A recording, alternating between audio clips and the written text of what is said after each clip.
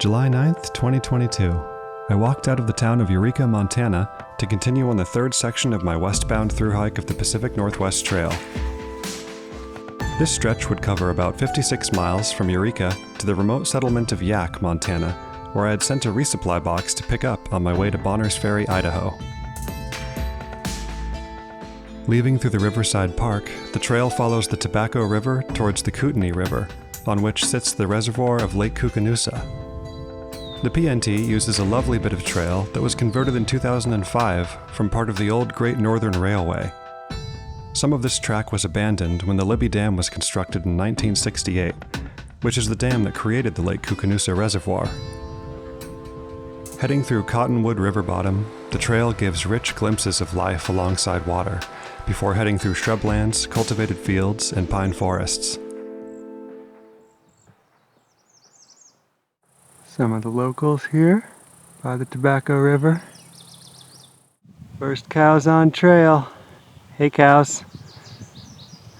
I love you too. Walking on this Kootenai Rails to Trails corridor, you go along dirt roads that provide fishing and recreation access to the Tobacco River, before going up bluffs which grant views of where the river joins the reservoir. From there, you can see bands of silt that, after being deposited by a massive glacier a mile thick, were eroded into interesting shapes by the Kootenai and Tobacco rivers, reestablishing themselves after the ice. There was a burn at some time in this forest. There's all the blackened trees near the bases, but they're still alive and fine near the tops, and some of them, the sap is bursting out through every crevice of the burned bark.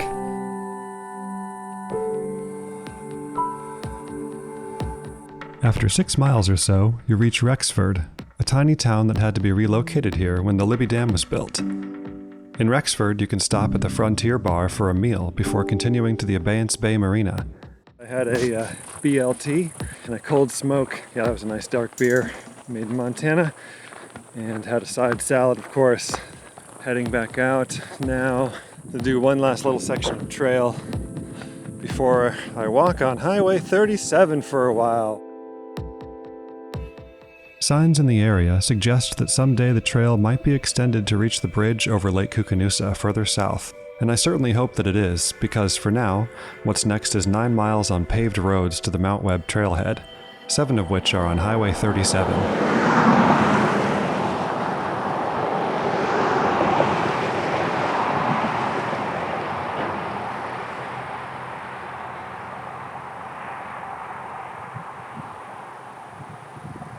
So I've seen these pretty epic, huge peregrine falcons. There's also eagles, and it looks like that's a nest up there in that power line. It's huge. Almost makes me wonder if it's man-made.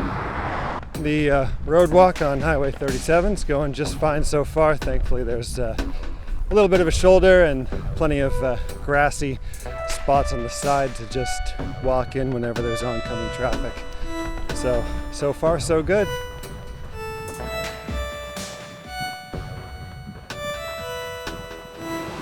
Well, this isn't exactly what I had thought of when I looked at the nice water source on the map before the big hill. It is a good place to get water, but I don't think I'm going to camp here. It'd be one thing if I was hanging out with some other people, but camping alone under a bridge, not the nicest. So that means I'm going to have a real big carry coming out of here because I'm going to dry camp some distance up the hill. But first, dinner. Definitely gonna cook dinner here. I'm sure this bridge has served many a PNTer quite well. I got 4 liters of water. All right, let's finish this road walk once and for all. After Pinkham Creek, the PNT took me alone across the Kootenai Bridge at twilight as wind poured down from the mountains. An experience I can recommend to no one. Wow, it's got the most beautiful bridge award. Constructed by people from my own city.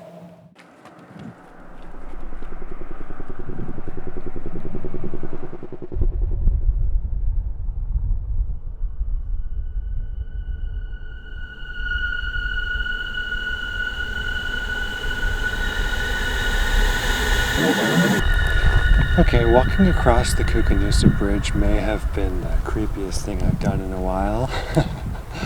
The sound of the wind coming through the railings was just... And it's just so long and straight, and you're just walking.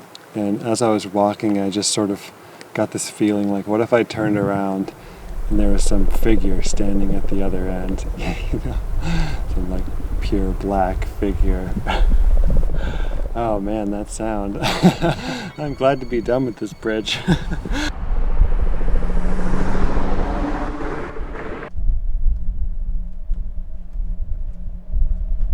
Yeah, I'm not gonna lie, I'm a bit creeped out right now. Heyo. Hey there. Somebody's up there. But I just got this one more mile of road walk to do.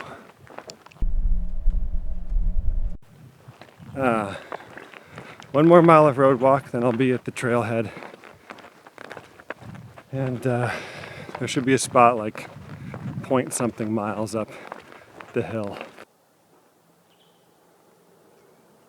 Yeah, I mean, so yeah, I'll be really glad to be done with this little road walk. Even though it shouldn't have been too bad. It wasn't too bad. But sometimes things are just weird.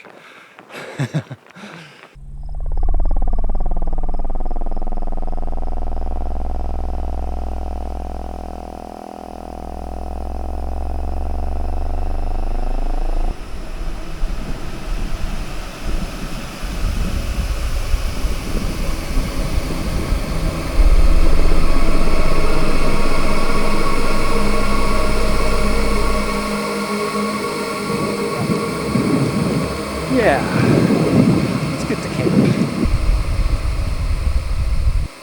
Okay, thank God. I got to the end of the road walk. I'm at the Mount Webb trailhead. It's going off up into the forest here. And there's supposed to be a tent spot just 0.1 miles in on a nice rock. Let's see if that's here. I hope so. Getting to an open area to camp up in the forest and seeing a large moon in the sky put me a lot more at ease. After walking all day, it's pretty rare that sleep doesn't come on the trail, however hard or strange the day has been. And thankfully, if you ever encounter something creepy on a thru hike, like whatever this is, there's always one go-to solution. Gotta do a little dance, because I'm cold. And that is, of course, to eat some Pop-Tarts and get the hell out of there.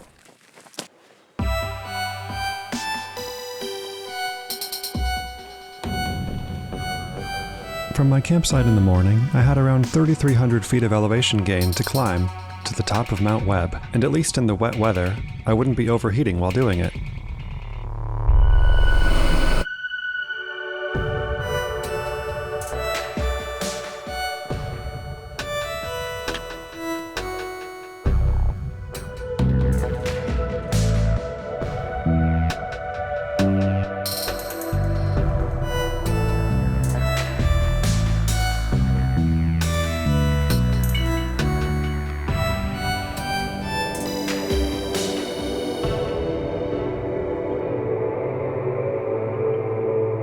Quite the sedimentary landscape underneath this trail of solid rock. This whole area is flat, and only small plants that can process the bare rock are here.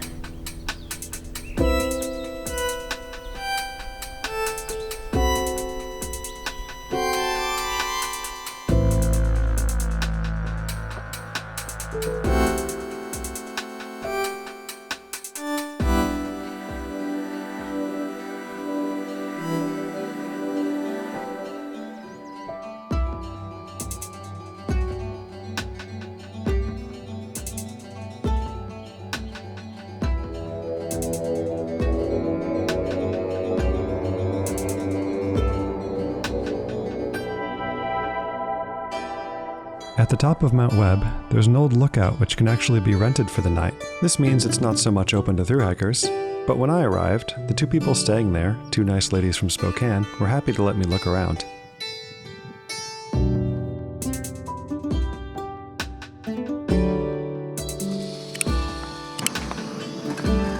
I made a little breakfast burrito, quote unquote, with some dehydrated salsa, which is not too bad. I've got my coffee there. It comes with cream, so it kind of looks like mud, but it is good.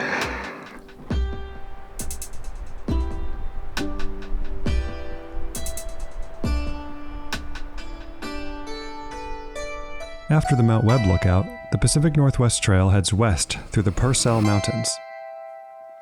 The PNT often surrounds you with opportunities to appreciate the myriad minutiae of life in conifer forests.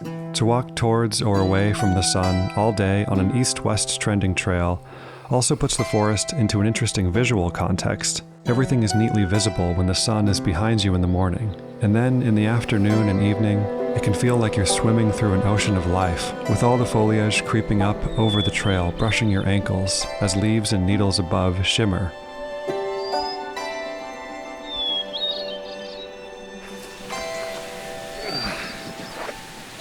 I made it to the nice spring at the top of Mount Webb, several miles away from the tower. Water on the PNT was a bit more of a challenge than I had expected. Even though you're surrounded by green forests and wet skies, coming across a clear and well-flowing spring can be a big relief. The issue was that many of the water sources I relied on were not fully mapped into the Far Out app.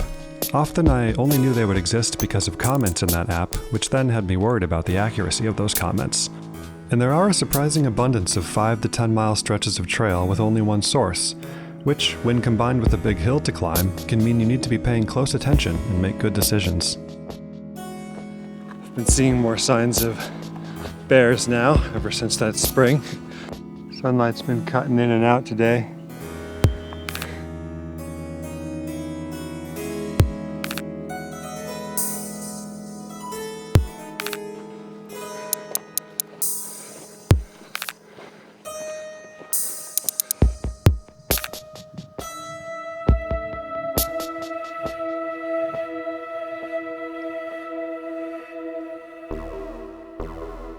Trail is a little bit less pleasant through here, getting a bunch of blowdown, and I really wish I could have dry feet. The trail is always flooded. I slid down a rock and fell on my side. Thankfully, no big bruises. How's my hair?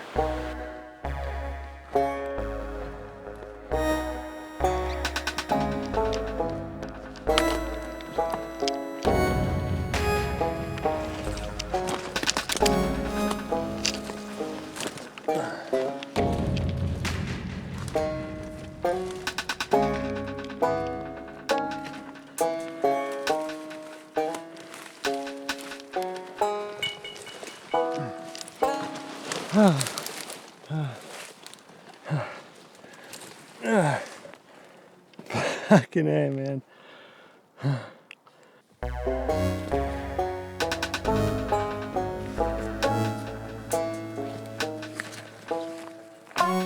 By this point, about 160 miles in, I had started to get used to backpacking on my own through grizzly bear habitat. I was used to paying attention to whether or not I was seeing scat or tracks, and it had become second nature to be more loud when I could see less far, and of course to separate eating and food from my tent and sleeping with a healthy margin.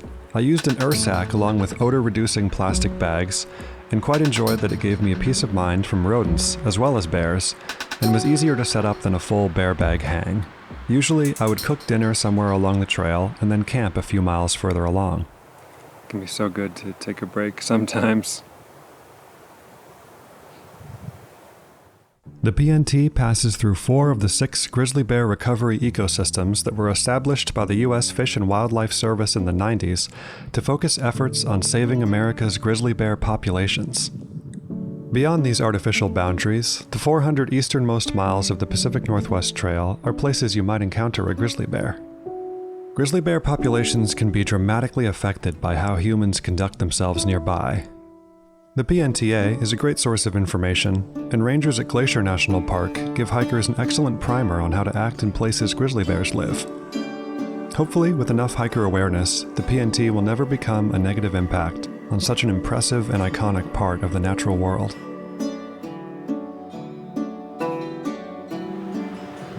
I believe that mountain is what I'm going up as the final hill in this section. Could be an amazing spot to spend the night. Mount Henry Lookout, it is called. Just came from Purcell Summit.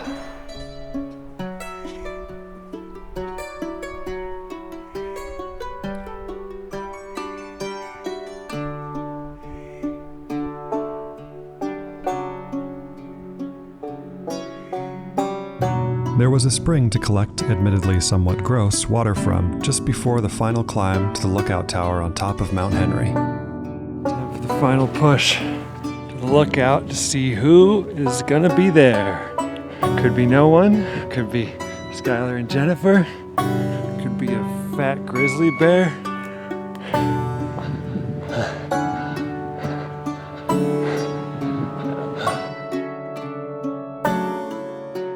The lookout was winterized, but it was easy to remove just one board blocking the door so it could be used as a lovely bit of shelter.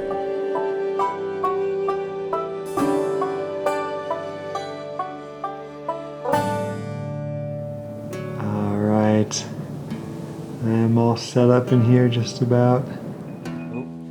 Dinner's ready.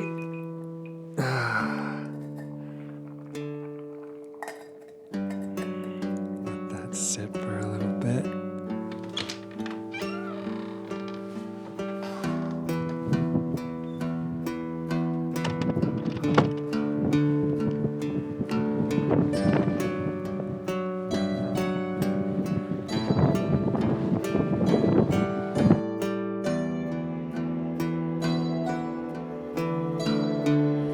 I ate a really big, hot dinner.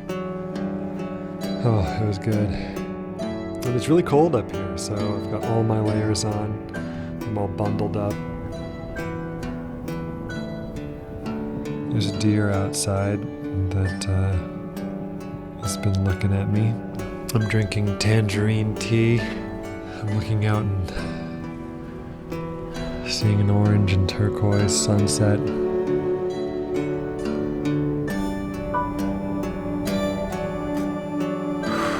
Getting up here is pretty special and turns this long day of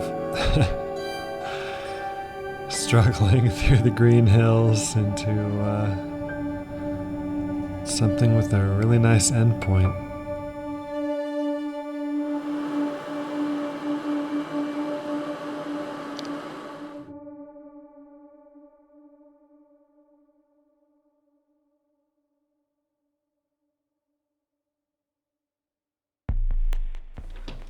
On top of Mount Henry, there was even phone service, so in the morning I was able to leave a special message for my partner Justine back home.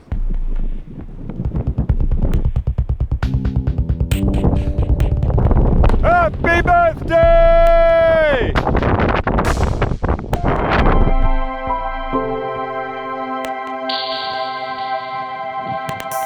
Well, it was pretty awesome spending the night in that lookout, Henry Lookout. Despite the massive winds, it was all sealed in well. I got to talk to my family, call Justine. Now I'm headed down a very large hill to Yaak.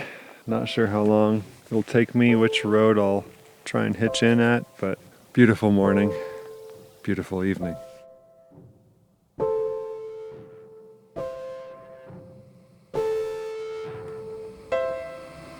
From Mount Henry, I had 14 miles to hike to get to where the PNT departs the Yaak River Road, which was the spot at which I figured I would try to hitch a ride into Yaak.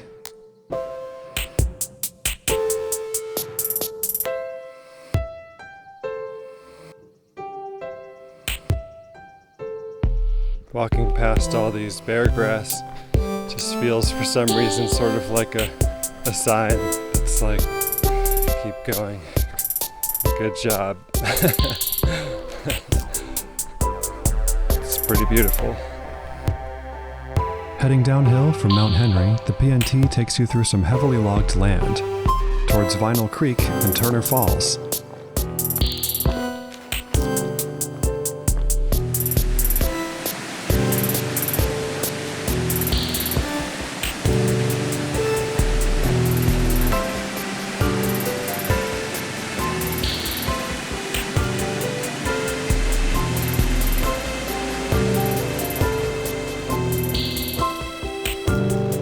This valley with Turner Falls also has Fish Lakes to the north.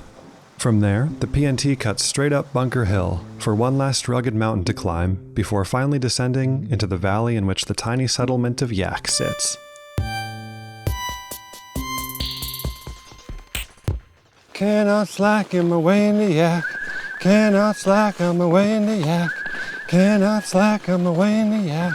I can't slack on my way to Yaak. I can't slack on my way to Yaak. I can't slack on my way to Yaak. No, no, no, I can't slack.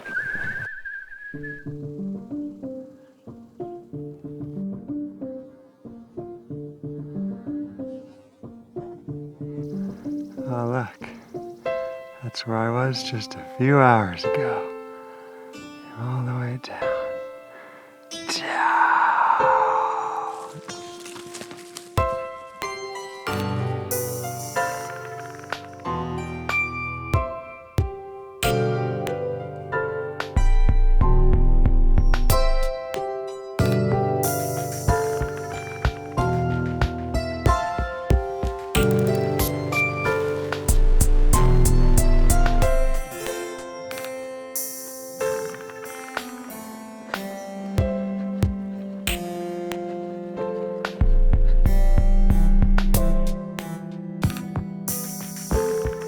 Trail's pretty rough through here, but there are at least helpful cairns.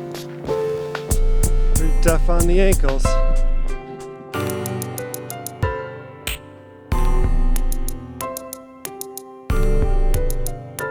Oh man, I'm so glad the trail is in this forest now. It's been very hot, dry, and rocky, and I messed up with water. I thought there would be another source 5 miles after Vernal Creek, but here's my salvation.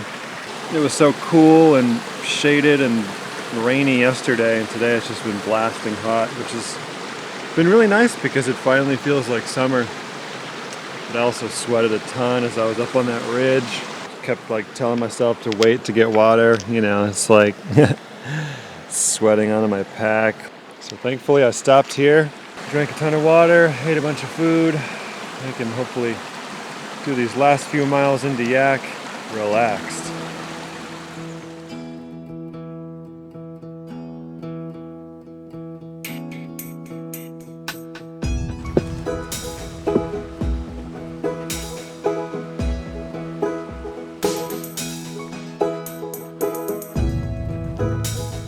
All right, 2.4 more miles till the Yaak River Road, which I believe is where I will hitch into town. Done with all the big hills up and down. A couple hundred feet of descent between here and there, and that's it. Even a few miles road walking in this heat can be pretty tiring. So different from all the other problems I've dealt with. Gotta remember to drink a lot more water.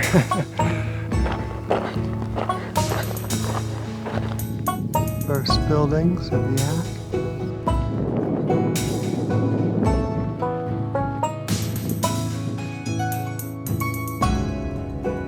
Hitch point was way back there. Haven't seen a single car going into Yaak yet. So I'll be walking and seeing what I see. I don't have that much water for like a 10-mile road walk in this heat, but I'm pretty hopeful that somebody will come along. Thankfully, after about a mile of walking, someone pulled over and gave me a ride the rest of the way. This is the remains of what was once fried fish. Here are the remains of sweet potato fries. And here lies the ruins of a crispy chicken sandwich. No, it was the herb fried sandwich eaten by none other than Jennifer! Jennifer and Skylar. Here in Yaak. Yep, it's tasty. Yaak is the perfect example of the kind of place the Pacific Northwest Trail can take you that you probably wouldn't otherwise go to, and which is memorable. The Mercantile is where you want to go for most everything. From there, I was able to secure a shower and laundry, tasty hot meals and beer, and a nice modern cabin to stay in with a big bed, though it had no electricity or running water. Yaak has a store which has been increasing their variety of goods, and in 2022, they basically had enough that you could resupply from it if you needed to. There are no guarantees in a settlement this small, but I'd say you're quite likely to find everything you need for a peaceful day off from the trail in Yaak. And the tavern has Wi-Fi as well, in case you need to get in contact with the outside world. By this lodging sign, there is the coffee shack, manned today by Conrad.